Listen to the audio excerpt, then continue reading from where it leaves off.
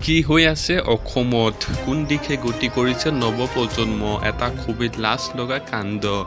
ঘটনাটো সংঘটিত হৈছে গাভৰু চাপৰিত। গাড়ীৰ ভিতৰত বেয়া কাণ্ড কৰি ধৰা পৰিল এজন যুৱক আৰু দুজন যুৱতী। যেতিয়া সাধাৰণ ৰাইজে গাড়ী ভিতৰত গৈ দেখে গাড়ী ভিতৰত উলংঘ হৈ কৰি আছিল অনৈতিক কাৰ্য।